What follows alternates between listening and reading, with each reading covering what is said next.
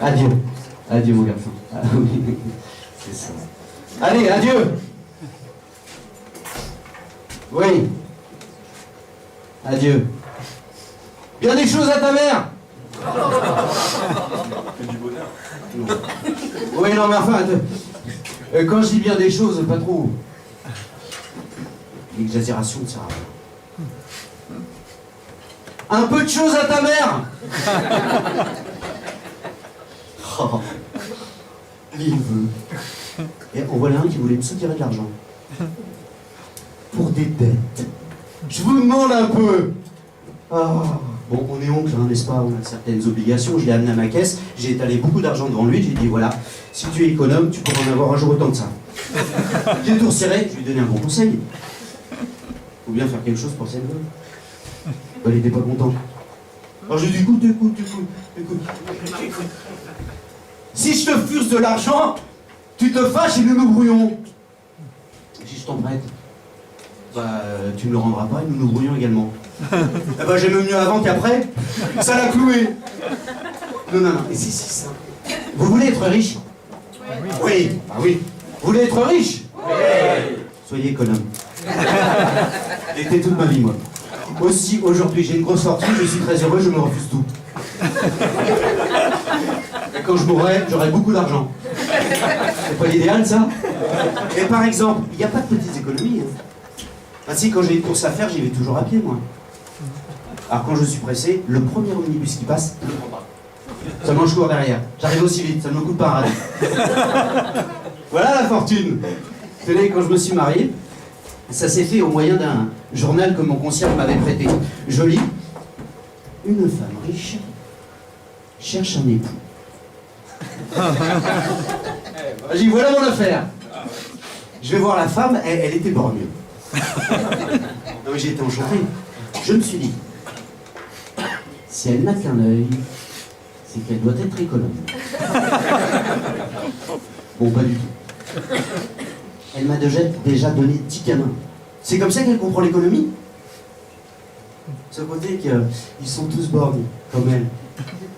Alors moi, qui suis économe, comme ils n'y voient que d'un œil, je leur ai fait mettre un bandeau dessus. Ça, je suis certain qu'ils n'abîmeront pas. Bon. Oui, ils n'y voient plus. Enfin. Oui, ils seront jamais aveugles. Vous voyez, pour être vraiment père, il faut avoir des enfants. Enfin, ce qu'il y a de clair, c'est que moi, je ne suis pas un gaspilleur. Tenez, l'an dernier, on m'a envoyé une terrine de foie gras. Elle a duré 2 mois. L'an dernier. Alors, tous les soirs, on se mettait autour à table et on respirait le parfum. C'était exquis. Bon, au bout de 2 semaines... Bon, elle a commencé à moisir, mais... on l'a grattée avec un couteau. Au bout de 2 mois, elle était si mangeable que nous l'avons mangée. Enfin, elle était plus mangeable, alors nous l'avons mangée. Enfin, vous comprenez. Qu'est-ce que vous voulez, nous ne savions plus qu'en faire. Enfin, c'est plus fort que moi. Je comprends pas ton gage. Ainsi, tenez, moi j'ai un parent, il me met au désespoir. Il dépense pour dépenser. Tenez, il avait un chien qu'il adorait. Qu'est-il arrivé? Il l'a tant bourré qu'il est mort. Le chien. Lui aussi d'ailleurs. Ils sont morts tous les deux. Eh bien moi, mon chien, il se portait à merveille. Il est mort au bout du jour, il n'a pas eu une seule indigestion. Mais, mon Dieu, je comprends très bien qu'on mange beaucoup, mais pas chez soi. Tenez, un bon exemple. Si vous avez bon appétit, prenez pension à table d'hôte, et là par exemple, mangez trop. C'est le même prix. Hein. Plus vous mangerez, mieux ça vaudra. Au bout de 8 jours, l'hôtelier vous fera appeler, vous rendra votre argent, et vous offrira même une prime pour aller prendre votre repas chez un confrère. Je la connais, je l'ai fait 100 fois. C'est encore une économie.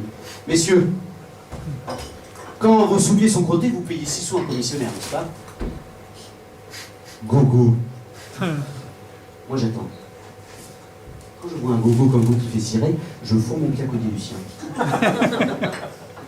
Le commissionnaire croit que c'est l'autre pied du monsieur, mais sur mon soulier. L'homme ahuri n'ose rien dire, et je le laisse se débrouiller avec la 3e paire. Pendant que je vais chercher un second go pour avoir la paire, bien sûr. Je vous dis, je suis plein de ressources. Bon, c'est comme au jeu, tenez, parce qu'il ne faudrait pas croire qu'avec mes principes d'économie, je ne suis pas joueur. Seulement face à ça, j'ai ma façon.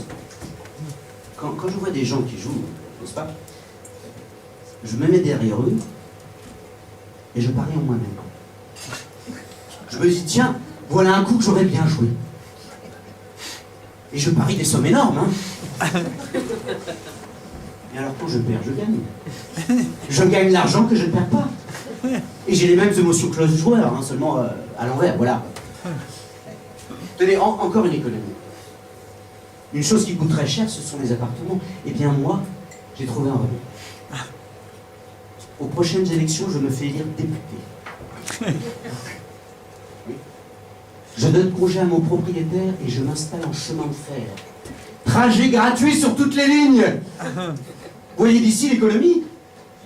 Non, Loïc, c'est ma femme et mes gars. Si je pouvais les faire élire députés, ça vaudrait mieux. Sans compter qu'ils sont tous mineurs, on pourrait les empêcher de faire des bêtises. Si toute la chambre était comme ça, ce serait la sauvegarde de la France. Maintenant, voyez-vous.